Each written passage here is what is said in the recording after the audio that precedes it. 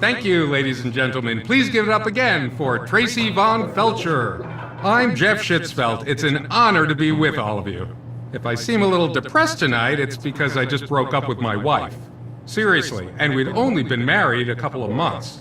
She kept staying out late, partying, coming on to other guys.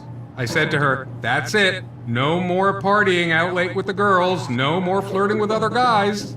She says, you sound like my ex-husband. I said, I didn't know you were married before. She says, I wasn't. Thank you. Anyway, I sure miss my ex-wife. I guess I need better aim. But really, she wasn't cut out for marriage. During sex, she used to ask me to whisper dirty things in her ear. I'd whisper, the living room, the dining room, the kitchen. Things would be so much easier if I was just gay. Gay guys always seem to find true love, in the end. Thank you. A gay guy fell in love with his proctologist and couldn't figure out a way to tell him he was interested. So he goes in for a consultation, and the proctologist is giving him the usual exam, and he says, you know, there's something skinny and hard up there. The proctologist tugs, and finally, pop! He pulls out a dozen roses. He says, did you know you have a dozen roses up your butt? And the guy says, read the card, read the card. Seriously, I kid everybody. You know, 70% of gays were born that way. The rest got sucked into it.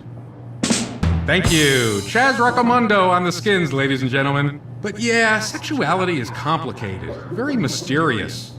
I remember when I was a little boy playing with a couple of my friends. We found a $5 bill, and I said, let's go to the movies. They said, for $5, we can't all get in. It's got to be something we can all do. One of them says, let's go to the amusement park. I said, for $5, that's not even 2 rides. It's got to be something we can all do. The last guy says, I know, let's buy a box of tampons.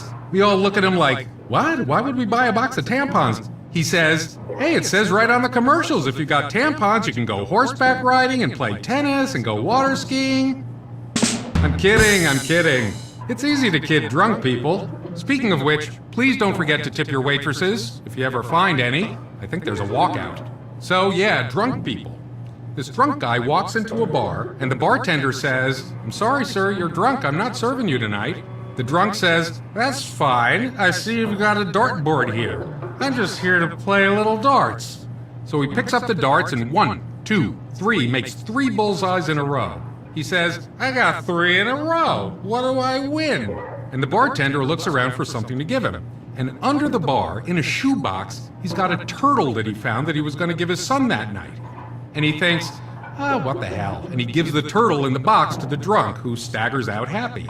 A few months later, the drunk staggers in again, picks up 3 darts, and makes 3 bullseyes again. He says, I got 3 in a row again. What do I win this time? The bartender only vaguely remembers the whole thing and says, I don't know, what did I give you last time?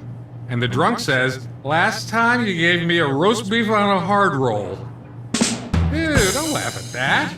There was this guy who got drunk so much he lost his job at the butcher shop for putting his organ in the deli slicer. They said, what did you do that for? He said, hey, she came on to me.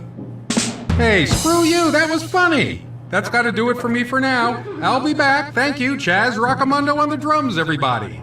We've got Tracy Von Felcher coming right up.